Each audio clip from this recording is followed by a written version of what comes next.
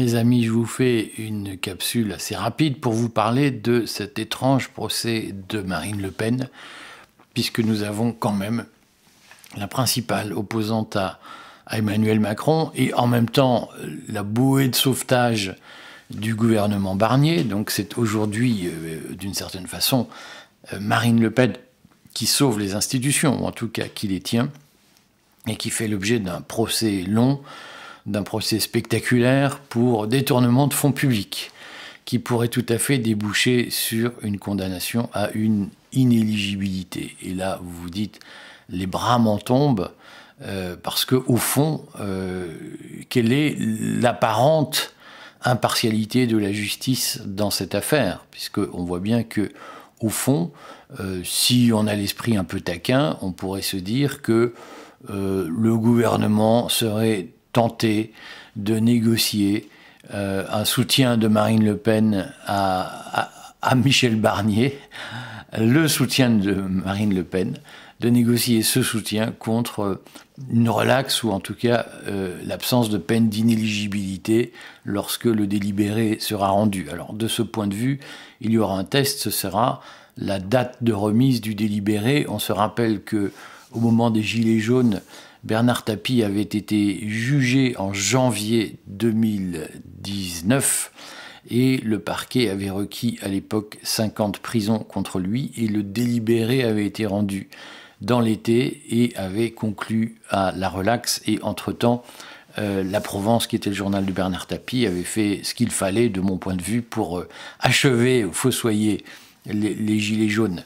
Ce qui avait permis à Emmanuel Macron, au fond, d'afficher un bon résultat aux élections européennes du mois de mai 2019, alors qu'il sortait de la crise des Gilets jaunes. Donc on voit que la date de délibéré, elle peut être une indication sur des deals qui sont passés, ou en tout cas, j'ai l'intime conviction que dans l'affaire Tapie, il y avait eu un deal. En tout cas, le parquet avait été très dur avant les élections et le siège avait relaxé après. Et là, on peut imaginer, on verra quand doit être remis le délibéré, on verra si le délibéré de l'affaire Le Pen sera remis à l'approche d'une date possible d'une nouvelle dissolution. Mais en tout cas, je trouve que pour la démocratie, il est assez malsain d'avoir une présidente de parti, du premier parti de France, qui est jugée avec une menace d'inéligibilité alors qu'elle doit soutenir le gouvernement pour éviter que les institutions ne tombent. En termes d'apparente impartialité de la justice, c'est très mauvais. Et on le rappelle, l'apparente impartialité de la justice, ce n'est pas une notion complotiste. C'est une notion qui a été dégagée à plusieurs reprises par la Cour européenne des droits de l'homme. Je sais que beaucoup de gens, notamment dans la foulée de Bruno Retailleau, considèrent que la Cour européenne des droits de l'homme et que l'état de droit sont des luxes que nous ne pouvons plus nous offrir. On rappellera quand même que la Cour européenne des droits de l'homme a sanctionné plusieurs fois la justice française pour son manque d'indépendance. Et moi, c'est quand même quelque chose qui me va droit au cœur. Simplement, il est très probable que personne ne comprenne réellement ce qu'est la CEDH. Elle a été ridiculisée en disant c'est une instance de Georges Soros, c'est une simplification excessive. En tout cas, la Cour européenne des droits de l'homme a apporté beaucoup d'évolutions démocratiques dans le droit français, notamment dans l'indépendance de la justice. Et ça, il ne faut pas cracher dans la soupe, mes amis. Ça me conduit à dire que précisément, il y a aujourd'hui un problème de formation, de connaissance des citoyens sur les institutions qu'ils adorent vilipender et dont ils ne comprennent pas forcément le fonctionnement ou dont ils ne maîtrisent pas forcément le rôle.